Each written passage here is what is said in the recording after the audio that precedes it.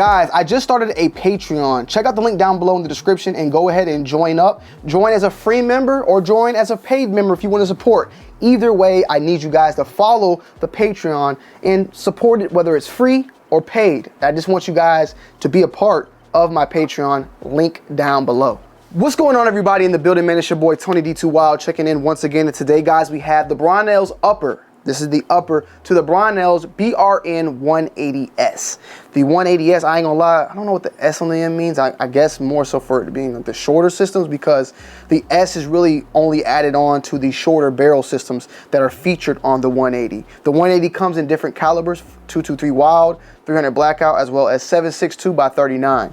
We have here today the 14.5 incher, which is in 223 Wild. We are also utilizing a lower that I have that is SBR, so that is why we're able to utilize the stock here on the back. And the actual stock is the Brownells stock for the 180 that they feature here, and it's on sale currently. Like, it was like a $200 stock that now you can get for like 50-60 bucks. I heard there was issues initially, but this thing is sturdy, so I had no issue with this one, you know, utilizing it in this video. There are though other versions. You might get the triangle stock or, you know, stock from like J-Mac, but I went ahead and just went with the original 180 stock because I wanted to do so for this video, and it served its purpose. It did fairly well. The BRN-180 is built after the actual AR-180 that Eugene Stoner made later on after the AR-15, which is, people will say, an upgrade to the AR-15. It is a short stroke piston, and with that short stroke piston, there is no buffer tube needed. So you can shoot this thing with a foldable stock, and you can shoot it folded. So shoot at will, folded, unfolded, however you see fit, and there is no buffer system going on the back portion of this gun. There is also an adjustable gas block right here, which you can adjust if you're shooting suppressed or unsuppressed. You can just adjust it for a very, very smooth shooter. The gun shoots phenomenally smooth, man. Like, I was, you know, recently shooting, of course, the Daniel Defense M4A1 Riz 3, that is the mid-length gas flow, right? That shoots extremely smooth, and these are all comparable to like a carbine or a rifle, the direct impingement type of guns. Like the mid-length as well as this piston, short stroke piston, shoots extremely smooth. There is a way bigger difference in recoil felt and just recoil in general for these type of systems. And we've seen this utilized in a lot of guns, specifically nowadays. We're seeing more and more of the bufferless, you know, AR platform, I want to call them AR-15, the AR-180 platforms popping up. You know, we've seen it, the bufferless systems, I would say, popping up from SIG with the Spear. PWS just dropped theirs that I want to see very, very soon. They just dropped it for this upcoming week at SHOT Show. You got, what else I'm trying to think? With SIG, they got the Spear, they got the Rattler. I'm sorry, I'm bringing them back up. I think Foxtrot Mike is one I've also seen. And another gun I will be showing is the Makasi. But with that being said, is all these are like newer guns coming out, and this is a gun, a platform that's been around since the 1960s. So this is not so much of a new platform. It's pretty old, but it's phenomenal. The piston system also shoots cleaner. From what people say, piston guns work very, very well when it comes to suppression and suppressors. It doesn't kill the gun off as fast. And this particular one with Brownells is actually in a conjunction with Brownells, FM, and PWS, the company I just mentioned.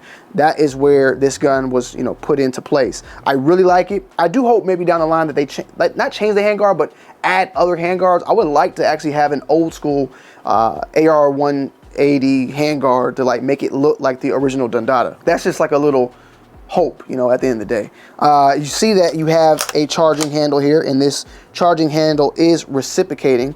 I like the charging handle. It's good. It's cool. It's dope. Kind of, you know, reminds me of reciprocation of an AK-47 at the end of the day, but it's not. But I do like it. And I had a lot of fun shooting this. I definitely am probably gonna dig deeper into this platform and just do more. I have a silencer code muzzle brake that I put on here that or flash hider, my bad, that I want to do some suppression with very, very soon. So stay tuned for that.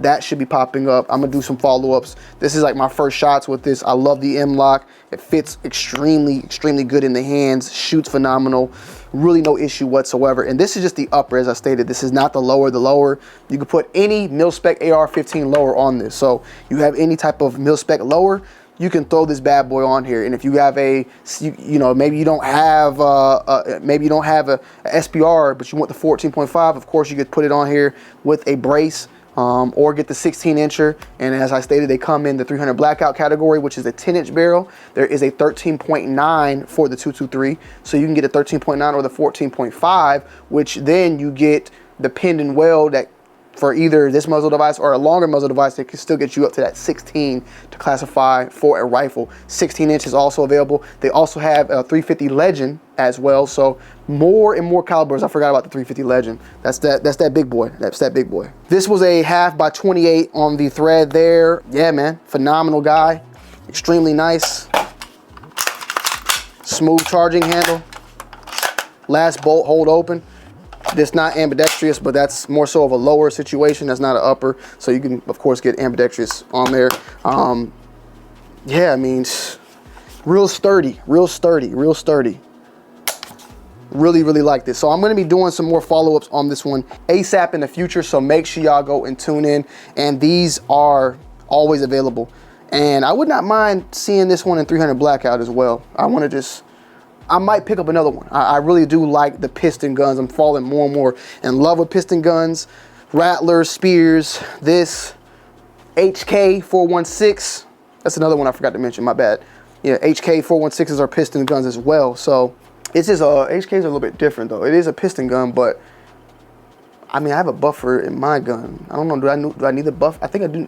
I think they utilize a buffer. Maybe feel free to correct me down below in the comment section. But the Brownells 180, 180S, whichever one you desire, these are a good way to go. And keep in mind, this is just an upper. YouTube, this is just an upper, right? This is not serialized. This upper can be shipped to the door.